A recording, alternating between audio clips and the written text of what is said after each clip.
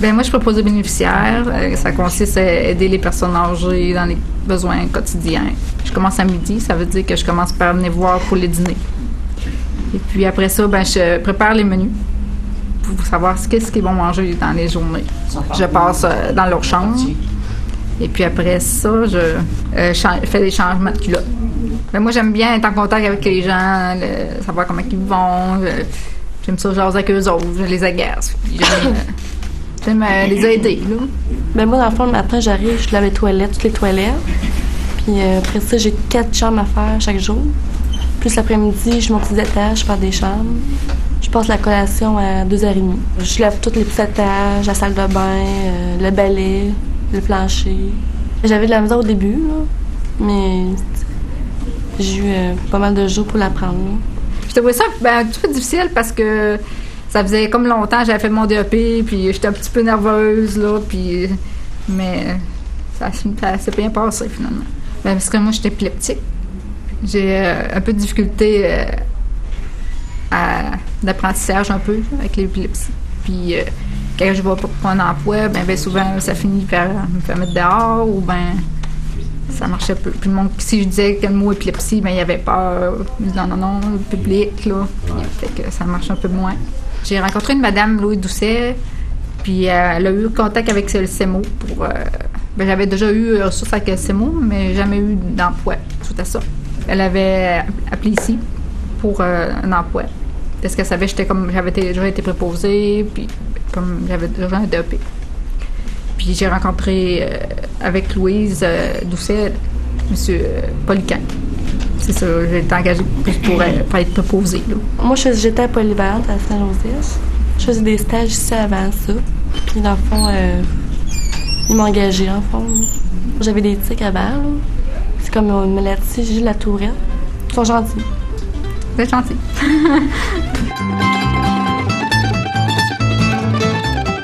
L'objectif était un petit peu de réussir à trouver qu'est-ce que ces gens-là aimeraient faire à l'intérieur d'un réseau comme le nôtre et quels sont leurs potentiels par rapport à certains secteurs d'activité, puis maximiser ces secteurs d'activité-là. Comme dans le cas de Stéphanie, ça a été au niveau de l'entretien de l'étage où est-ce qu'on a des gens en perte d'autonomie, et aussi pour servir les jus, servir les dîners, ces choses-là. C'est un poste, je crois, qui lui convient bien. Puis dans le cas de Nadia est encore en période exploratoire. C'est-à-dire qu'elle a fait différentes tâches, mais c'est pas complété. Alors, il reste d'autres tâches à aller essayer.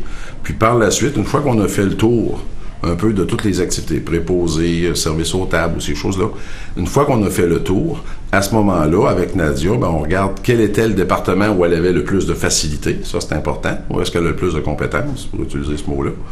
Et par la suite, où est-ce qu'elle est bien là-dedans. 2 jeunes filles ont été intégrées ici suite à des stages. Stéphanie, c'est un stage scolaire. Elle n'a pas d'expérience de travail sur le marché du travail régulier. Elle a fait un stage ici, ça a super bien été. Et le CEMO a été sensibilisé pour venir consolider le poste de travail. On a fait une demande de CIT, contrat d'intégration au travail avec Emploi Québec. Ça a été accepté. L'employeur a été rencontré. Il savait à quoi s'attendre avec la personne. Il connaissait ses forces, ses limites. On a ajusté l'aide financière aussi. La personne a été intégrée de manière tout à fait favorable. Pour ce qui est de l'autre demoiselle, Nadia, a été présentée ici. Ça a très bien été. Elle avait déjà un DEP en préposé aux bénéficiaires.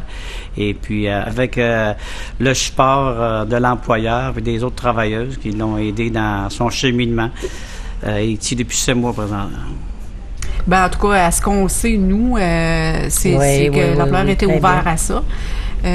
Puis c'est à force de discussion qu'on s'est aperçu que, c'est un beau projet et il faut embarquer là-dedans, autant le syndicat que l'employeur. Et on a informé nos gens qu'est-ce qu'il en était, qui étaient ces personnes-là, pourquoi ils étaient là, et aussi, on continue de faire cette démarche-là puisque ça n'a pas été facile au début pour les employés, dans le fond, là. Parce qu'il y a beaucoup de syndicalistes qui croient que ces gens-là vont venir prendre la place des employés. Chose qui n'est pas vraie. Fait que c'est pour ça, avec notre nouvelle convention avec Mme Rousseau, on va certifier ces choses-là. On se prépare justement à un renouvellement de convention collective et il y aura une clause qu'on mettra à la convention. C'est un des sujets de discussion, de voir de quelle ampleur on mettra dans la convention, comment on mettra ça, quelle place qu'on fera au niveau de la convention pour permettre l'intégration des personnes de ce programme-là.